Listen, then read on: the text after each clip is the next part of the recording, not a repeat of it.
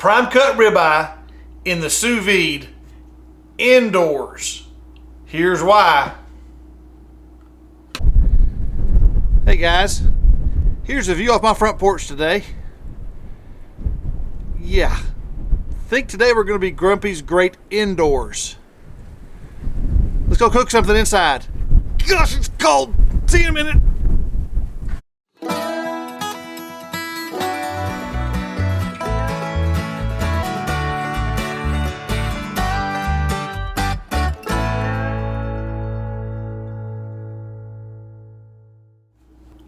So yeah, that's why we're doing it indoors. Pretty snowy, pretty windy, pretty cold out there. I don't want to be out there today, tonight doing a steak. So we're doing a steak indoors. It's a prime cut ribeye, a little less than a pound. Usually I get a 2-pack for my wife and I. She's going out of town this weekend, so it's just me. Normally I get a 2-pack as well, but as you can tell, I'm actually a pretty skinny fella.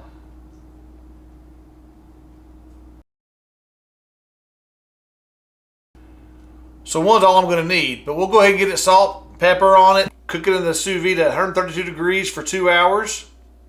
Take it out, use some grapeseed oil into the cast iron skillet, and we'll get it seared off. Now this cast iron skillet we've had for a long time, very old cast iron skillet, so it's seasoned very well. Does a fantastic job on steaks like this, searing stuff. Excited for you to see that. We'll get it out, we'll add a salad to it, and we'll make it a very healthy meal, because we're going to eat just one steak.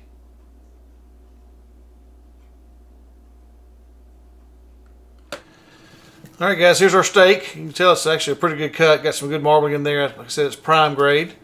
So it got a good fat cap on it. We'll go get some salt on it, and we'll do some. And on sous vide, I'll tell you, I have not told y'all this before. I've done one of the sous vide video.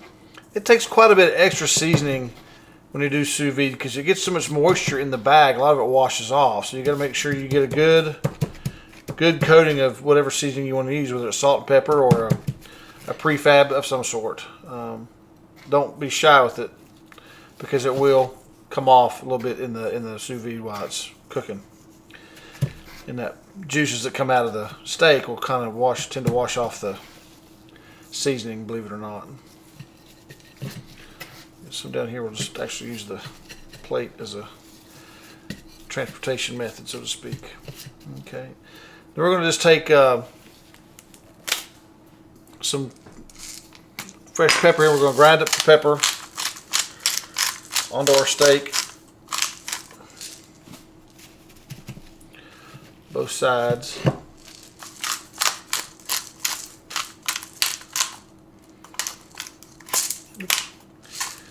Feel pretty good about that right there. Now,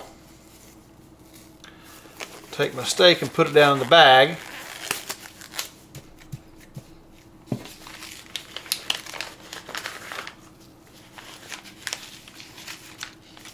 It's easier said than done sometimes.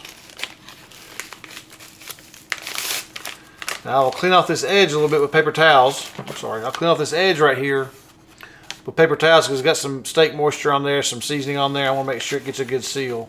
But I'll wipe it off paper towel, seal it up, we'll get it going here in the bath. Alright guys, here's our steak, completely vacuum sealed, ready to go. We'll put it in the sous vide. I call it the bath. That's just the tub of water that I call bath for sous vide cooking. We'll put it at 132 degrees, leave it there for 2 hours, take it out, let it rest for a minute while we dry it off, get our skillet very hot, our cast iron skillet good and hot. Then we'll sear it in that. Now it'll make the house pretty smoky, but I really don't care. No one's home. But it does a great job when I put them in the cast iron skillet. So we'll show you that when we get to that point. It'll be a couple hours, guys. We're back shortly. Hey guys, I just realized that some of y'all probably not familiar with what sous vide actually means. Sous vide is a French term that means in vacuum. Now what that refers to is the bag that my steak is in is vacuum sealed. So I'm actually cooking in a vacuum sealed bag in water. People think that, you may hear somebody say, well, that's just boiling your steak. Well, not at all, because water's not boiling for one thing. But the water actually becomes more or less an oven for my steak. But what's cool about it is that device that you see right here, the black device with the, it reads right there, it tells you I've got it at 132 degrees. I've set it for 2 hours initially. It's got about an hour and 10 or 15 minutes left. But what's cool is it'll keep that temperature of the water 130 degrees the entire time, and it'll allow it to cook consistently and evenly at 132 degrees. So when my steak is finished, it'll be the same color from top to bottom, left to right, inside. The same doneness, 132 degrees all the way throughout the steak. How that differs from what you normally will do is on a grill, it'll cook a lot hotter on the outside, so it won't be the same color all the way through. It'll be darker on the outside, more of a gray, and as it works its way to the middle of your steak, it gets more toward the pinkish colors. But here in this bath, it does it the same temperature all the way through. So in 2 hours, and plus you couldn't cook a steak on a grill for 2 hours. Here, it's able to render that fat out and work on and tenderize that meat. I'm doing it for 2-hour cook here. See, I did a video on this with a tri-tip and a picanha. I'll put a card to that in the upper right corner of your screen there, and you can go and watch that video. It gives a little better detail and description of what I'm doing here. But this is just the same thing, just with a ribeye as opposed to a picanha or tri-tip. So I thought I'd give you just a heads up what's going on and how this works. All right, guys, our steak has finished in the sous vide. Buzzer went off. I'm now letting it I've drained the bag. I'm gonna let it sit over it for a second. I'll dry it off in these paper towels. I'll get our, actually I said earlier grapeseed oil, but I actually meant avocado oil because it's got a much higher flash point. I just used grapeseed oil the other day, but avocado oil's got about a 520 degree flash point or smoke point. So I want the highest I can get. So I'm gonna go ahead and put some in the frying pan here, the skillet, the cast iron skillet. Like I say, guys, this is crazy old. I've had it for a long time. I think it's been in my wife's family for many years, prior to us having it.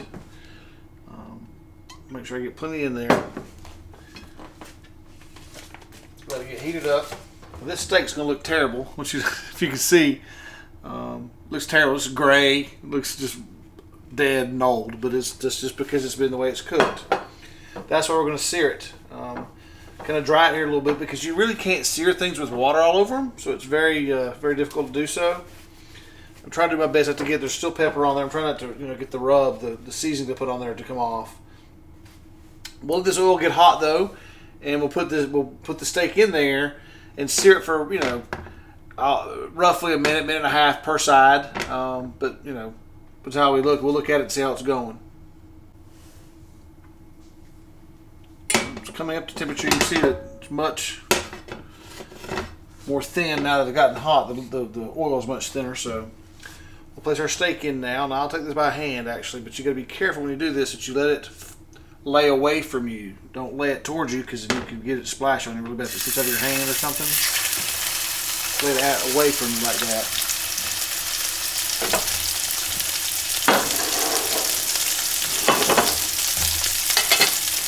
We'll let it sear there for a minute and a half. I kind of push down on it a little bit here and there in different spots to make sure it gets a good sear everywhere.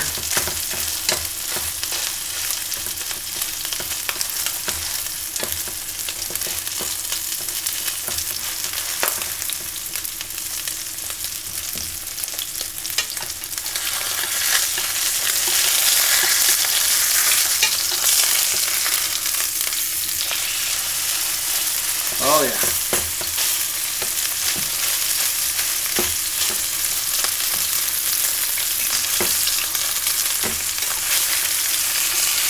I'm going to sear the edge of it, that fat cap.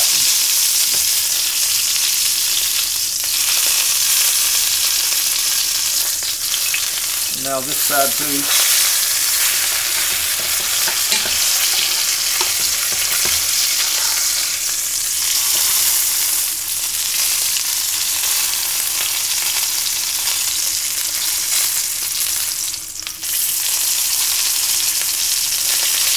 And now we have seared our steak, guys. This off to the side, turn her off. Now we'll get ready to slice it. All right, guys, here we go with the slicing of it and see how it looks when we get into it. Let's see if we can just cut us some slices off here and take a look at it.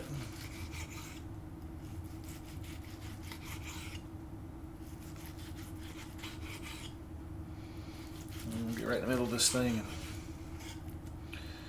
Oh yeah.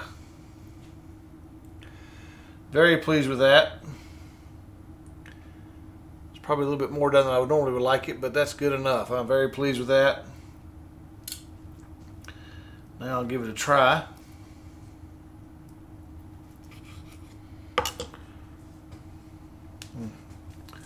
I wish you guys could see me. I can't work the camera and do this at the same time. Sorry. Let's take a bite and see what we think.